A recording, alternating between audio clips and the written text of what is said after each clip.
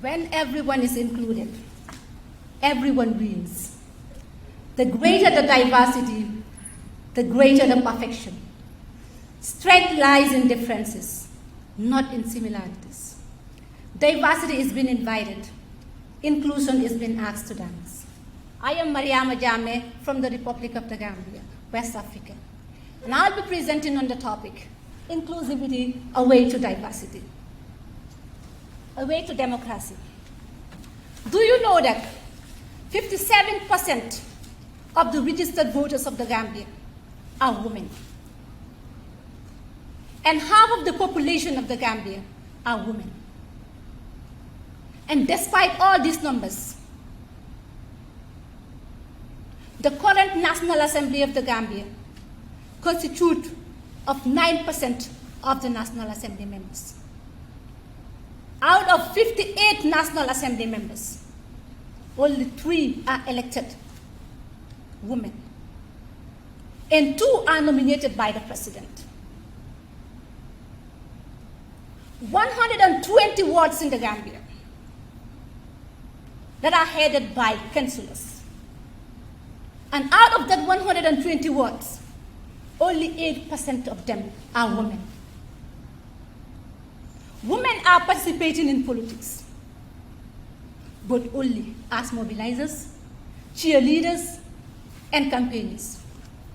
We have very few women in key leadership positions, especially in terms of politics.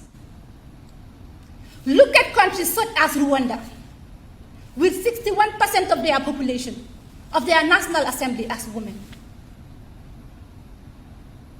South Africa with 46%. Senegal, our neighbor Senegal, with 41%.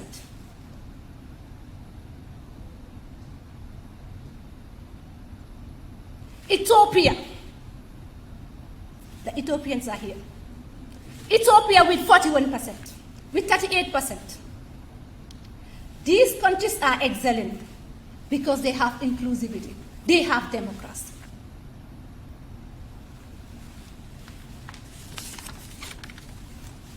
Women are often marginalized and only used as tools to win elections. Including women in politics and running the affairs of our country will add a lot to the productivity of the country, economically, socially, and in all other ways. A country is blessed if its women are empowered and blissful, without having reason to look down and trample upon them. Empowering women to empower women will not reduce the might of the country.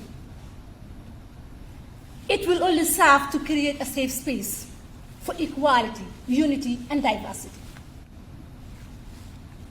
Women's political participation is a fundamental prerequisite for gender equality and genuine democracy.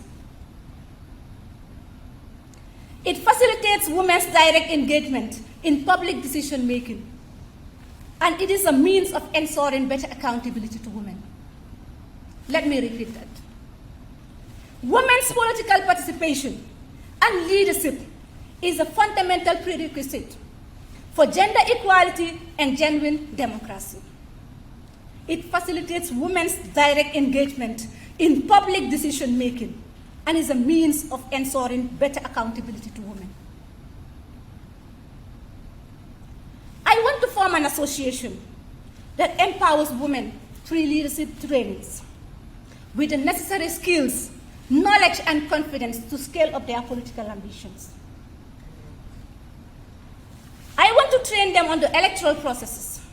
I work for the Election Commission, by the way, and the requirements for nomination, because 15 candidates were disqualified because they do not meet the requirements of the nominations, as per the Constitution and the electoral laws. I want to make sure that I run nationwide campaigns to educate the population on the relevance of nominating women, of empowering women to run for elections. Through social media, community outreach, and a lot more. Because women are not just part of the fabric of our nation. They are the very thread that holds it all together. Let me quote from Michelle Obama, the wife of President Obama. No country can ever truly flourish if it stifles the potentials of its women and deprives itself of the contributions of half of its population.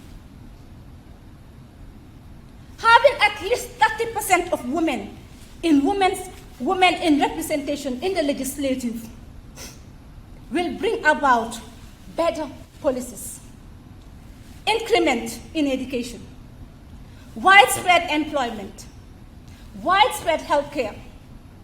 Because if you empower a woman, you are not only empowering a woman.